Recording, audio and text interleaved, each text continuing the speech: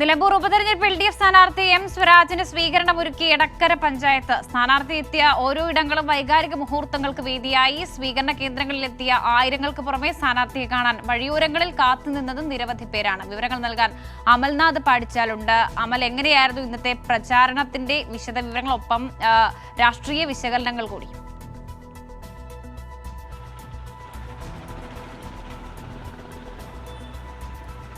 ഇന്ന് M സ്വരാജിന്റെ പര്യടനം എടക്കര പഞ്ചായത്ത് കേന്ദ്രീകരിച്ചായിരുന്നു.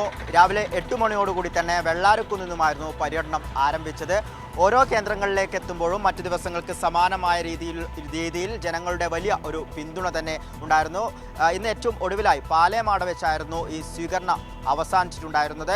വലിയ ഒരു ആഘോഷമാക്കുന്ന ഒരു സാഹചര്യം തന്നെയായിരുന്നു M സ്വരാജിന്റെ സ്വീകരണം എന്നതും ഏറെ ശ്രദ്ധേയമായ കാര്യമാണ്. പ്രത്യേകിച്ച് രാവിലെയൊക്കെ സ്വീകരണ കേന്ദ്രങ്ങളിലേക്ക് ജനങ്ങൾ എത്തുക എന്ന് പറഞ്ഞാൽ പൊതുവെ ഒരു പ്രയാസമുള്ള കാര്യമാണ്. പക്ഷേ രാവിലെ മുതലുള്ള എല്ലാ സ്വീകരണ കേന്ദ്രങ്ങളിലും ജനത്തിരക്ക് തന്നെയാണ് കാണാൻ വേണ്ടി സാധിച്ചത്. ഒപ്പം തന്നെ M സ്വരാജ് ഈ രാഷ്ട്രീയത്തെ, ഒപ്പം തന്നെ ഈ ഒരു തിരഞ്ഞെടുപ്പിൽ നേരിടുന്നത് കൃത്യമായ രാഷ്ട്രീയം പറഞ്ഞുകൊണ്ടാണ്. അതായത് UDFന്റെ അല്ലെങ്കിൽ കോൺഗ്രസ് നേതാക്കൾ കഴിഞ്ഞ ദിവസങ്ങളിൽ ക്ഷേമ പെൻഷനുമായി ബന്ധപ്പെട്ട് വലിയ ആരോപണങ്ങൾ ഉന്നയിച്ചിരുന്നു. ക്ഷേമ പെൻഷൻ എന്ന് പറയുന്നത് കൈക്കൂലിയാണ് എന്ന രീതിയിലായിരുന്നു അദ്ദേഹം ആരോപിച്ചിരുന്നത്. അതുതന്നെയാണ് പിന്നീട് മറ്റു നേതാക്കൾ, അതായത് രമേശ് ചെന്നിത്തല, ഒപ്പം തന്നെ പ്രതിപക്ഷ നേതാവിനെ പോലുള്ള നേതാക്കളൊക്കെ തന്നെയും ആ ഒരു കാര്യങ്ങൾ ഉറപ്പിച്ചു പറയുന്ന ഒരു സാഹചര്യമായിരുന്നു ഉണ്ടായിരുന്നത്. ഇതിനെയൊക്കെ രൂക്ഷമായി വിമർശിച്ചുകൊണ്ടായിരുന്നു M സ്വരാജിന്റെ ഓരോ വേദിയിലുമുള്ള പ്രസംഗങ്ങൾ എന്നതും ഏറെ ശ്രദ്ധേയമായ ഒരു കാര്യമാണ്. അതായത് ക്ഷേമ പെൻഷൻ എന്ന് പറയുന്നത് ആ തുക LDF സർക്കാർ വന്നത് മുതൽ കൃത്യമായി ജനങ്ങളിലേക്ക് എത്തുന്നുണ്ട്.